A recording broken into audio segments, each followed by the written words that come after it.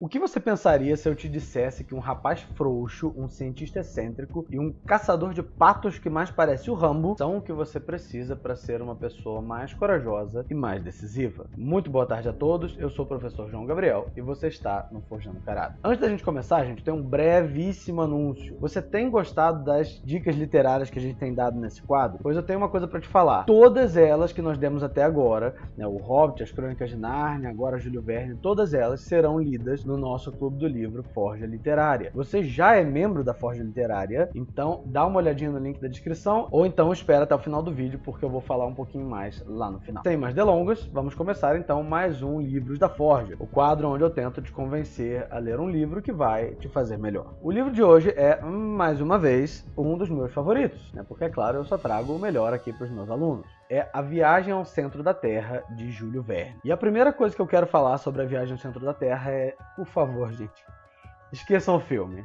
Gente, o filme não é só uma má adaptação cinematográfica. É uma ofensa à obra de Júlio Verne. A coisa foi muito feia. Me desculpa, cara da múmia lá que fez o filme, mas ficou muito ruim. Então esquece aquilo ali. Não tem nada a ver com o livro original. Dito isso, vamos então ao enredo para eu tentar te convencer a partir da história a ler o livro. Fique tranquilo, gente. Essa não é a parte ainda dos spoilers. Essa é só um enredo geral, como é que começa a história e o que acontece assim muito por alto no decorrer dela. Muito por alto. E não conta o final da história, nem nada que vai acontecer. Mas vamos lá. O enredo é o seguinte: um cientista impetuoso e seu sobrinho descobrem uma pista do que pode ser a maior descoberta científica da história. E querendo a glória de ser o primeiro a percorrer esse caminho, eles enfrentam uma longa e perigosa jornada, onde correm o risco de serem enterrados vivos em cavernas, explodirem em vulcões ativos ou serem devorados por répteis pré-históricos. Eu sei que você deve estar pensando, professor, você disse que não ia ter spoilers. Acredite, eu não disse nada ainda. Isso é só um pedacinho, é só um vislumbre do que acontece dentro dessa viagem fantástica que eles fazem aí ao interior do planeta. Parece bom ou não, gente?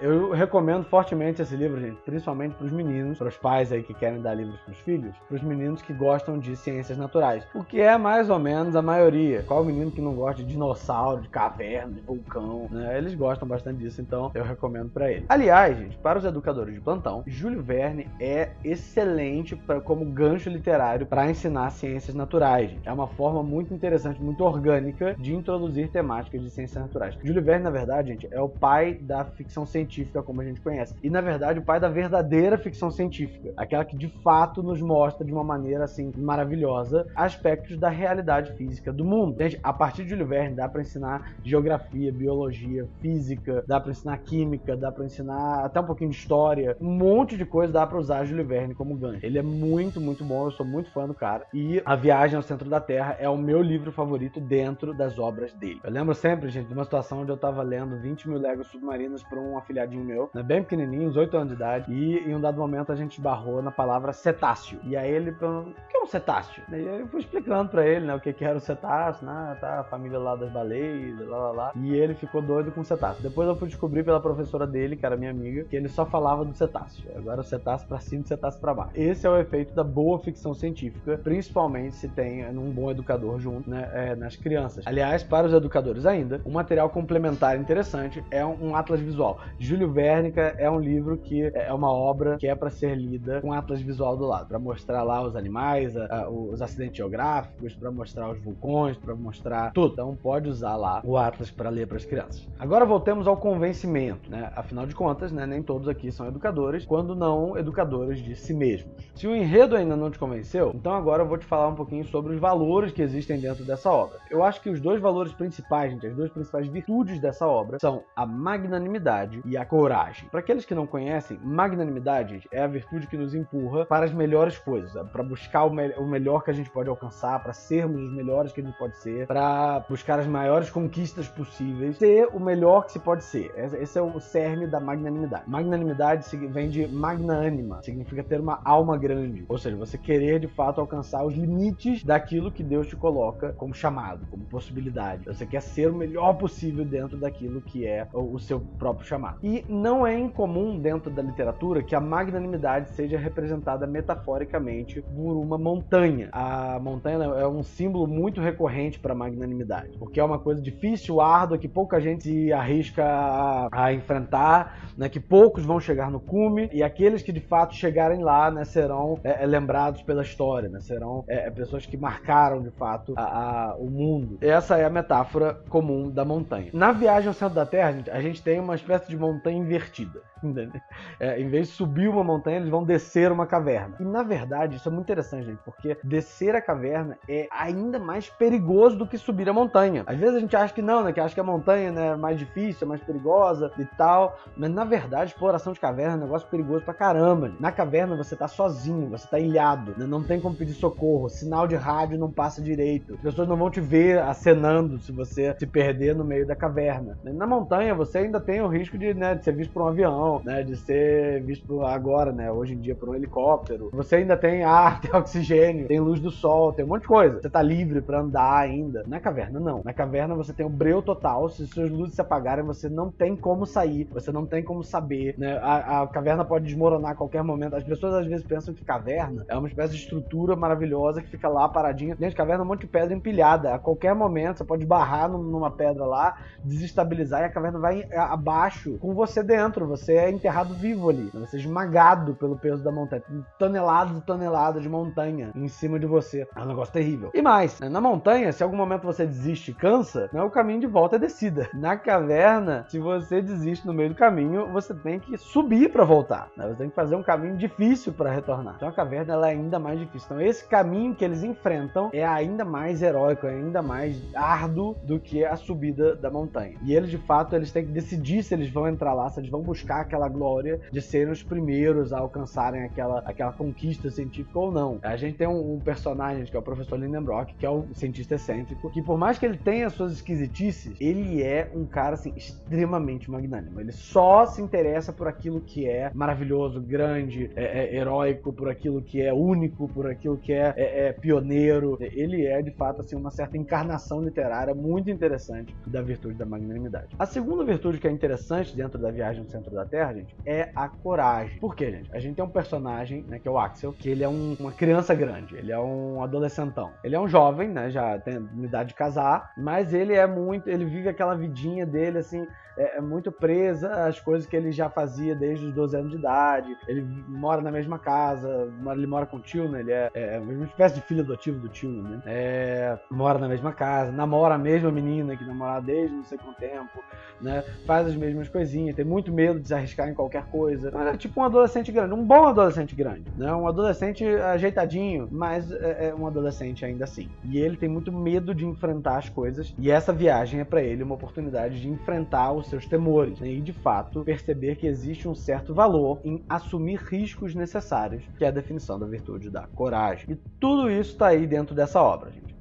Ainda não te convenci? Pois então vamos aos spoilers. Vou contar pra você as minhas duas cenas favoritas da obra para tentar te convencer através delas a ler o livro. Então, para aqueles que são alérgicos, eu peço que pulem para a minutagem que tá aparecendo aqui na tela para pularem os spoilers e não ficarem sabendo dessas cenas. A minha primeira cena, gente, por incrível que pareça, não é uma cena de ação. Esse livro tem muita ação dentro desse livro. Tem explosão, tem vulcão, erupção, tem um momento que ele se perde no meio da caverna, tem muita ação. Mas a minha cena favorita inicial, a primeira, é antes deles partirem pra viagem. Por quê? O Axel, ele tem uma noiva, né? Uma moça muito bonita, muito inteligente, é uma afilhada do professor, e ele é muito apaixonado por ela, e ela, por alguma razão misteriosa, é muito apaixonada por ele também, né? Eles são noivos, eles querem casar em algum momento. Quando o professor conta pro Axel que ele tá decidido a ir na viagem e tá decidido a levá-lo junto, o Axel fica desesperado, fica muito zangado, fica muito...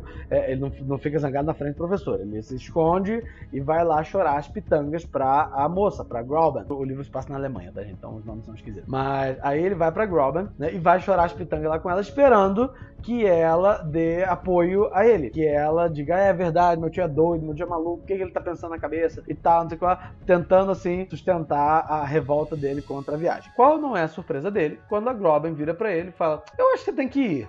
E ele fala, Groban? Como assim? O que você tá dizendo? Ele, não, Axel, eu acho que você tem que ir. Né? É importante que você conquiste coisas dentro da sua área, é importante que você se torne expoente dentro da sua área de atuação. Ele é geólogo, conquistar grandes coisas é uma coisa que é importante pro homem. Então eu acho que você tem que ir, eu acho que quando você voltar, você vai estar pronto pra casar. Né? Então eu te prometo, se você for e voltar, né, você vai voltar não pra sua noiva, mas pra sua esposa. Gente, essa sacada da Groban é fantástica. Por quê? Porque ela ama o Axel. Ela gosta muito dele, mas ela percebe que ele ainda não tá pronto pra casar. Ele ainda é um adolescentão. Ele ainda vive a vida que ele vivia com 14, 13 anos. Ou seja, ele não tem material ali pra marido ainda, por mais que ela o ame. E aí, quando ela vê essa viagem, ela fala, pronto, essa viagem aí tá com a cara de ser que ele tá precisando pra dar aquela crescida, né? Pra enfrentar coisas difíceis, pra conseguir um pouquinho de coragem, pra alcançar certa posição dentro da sua profissão e tal. Conseguir aquelas coisas que de fato vão transformá-lo em um homem pronto pra casar, né? Então ela fala, vai meu filho, vai lá, porque aí lá você vai conseguir essas coisas, conseguir essas qualidades, e quando você voltar, você vai estar pronto pra casar, aí sim eu caso com você. A sabedoria dessa moça é impressionante. Quem me dera que toda moça fosse safa, fosse inteligente como a Groban. Não é você não amar as pessoas, não é você não amar o rapaz lá, é você saber que para casar precisa de certas qualidades, não só de certas qualidades profissionais, gente, mas de certas qualidades humanas mesmo, que para o homem requer certo enfrentamento do mundo. Gente, não dá. A vocação masculina é uma vocação de guardião, uma vocação de proteção. Tem algum perigo que a gente tem que enfrentar de fato é o homem por causa de uma questão biológica, que ele é mais resistente fisicamente. Homem covarde não serve para marido, né? Homem fraquinho, homem mochiba, né?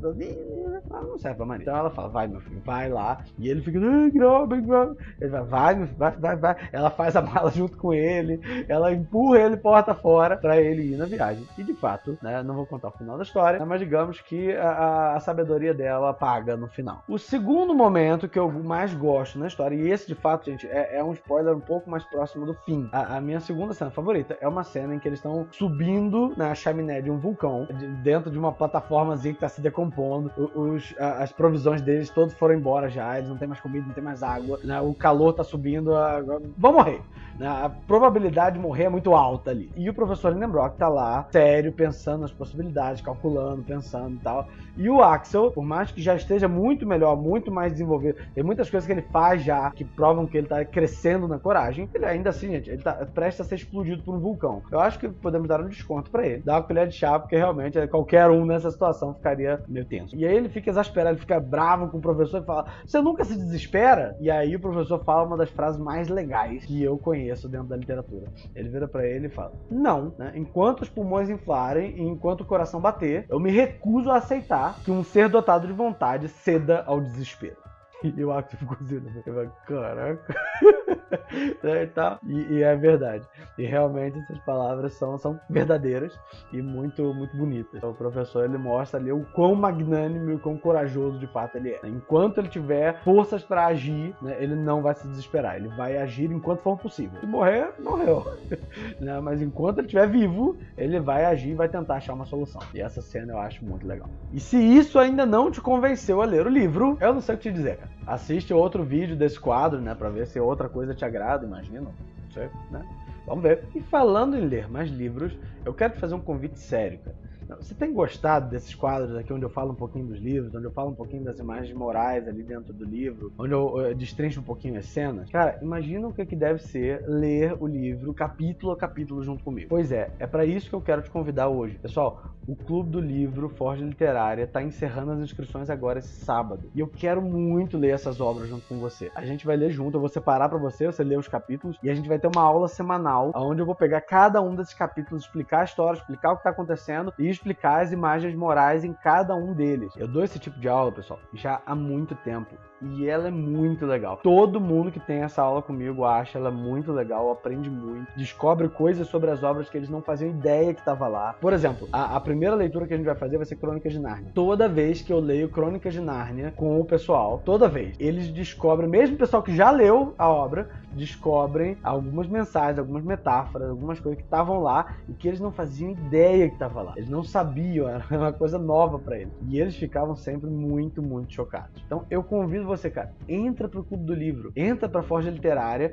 e tenha essas aulas com a gente toda semana. As aulas vão ficar gravadas, você pode ter elas à disposição quando você quiser. Você vai ter lá todas as aulas de Crônicas de Nárnia, todas as aulas do Hobbit, todas as aulas da Viagem ao Centro da Terra, porque vamos ler a Viagem ao Centro da Terra também, da Volta ao Mundo em 80 Dias. Essas são todas as obras que a gente vai ler, gente, totalizando 10 livros que a gente vai ler em um semestre. Tudo bem, os livros das Crônicas de Nárnia são um pouquinho mais fininhos, né? Então é um pouquinho mais simples, né? Mas são muitas obras que a gente vai ler e vai ser super legal. Eu garanto que você não vai se arrepender. Clica no link da descrição e entra hoje pra Forja Literária. Não deixa pra depois, porque depois vai encerrar as inscrições e depois o pessoal vem e fica, professor, eu perdi a inscrição, posso escrever, não sei o que lá. Não vai dar, porque já vai ter começado as aulas, a gente já vai ter engrenado. Os grupos de WhatsApp, os grupos de Telegram já vão estar engatilhados. Eu já vou ter mandado os links. Então não vai dar pra inscrever depois. Então inscreva-se hoje. Inscreva-se agora, entra no link e se torne um membro da Forja Literária hoje. Eu garanto que você vai gostar. Falando em se inscrever, né, você já se inscreveu nesse canal, você já acionou o bendito do sininho, você já deu like nesse vídeo? Claro que sim, você é uma pessoa maravilhosa. Né? Se não,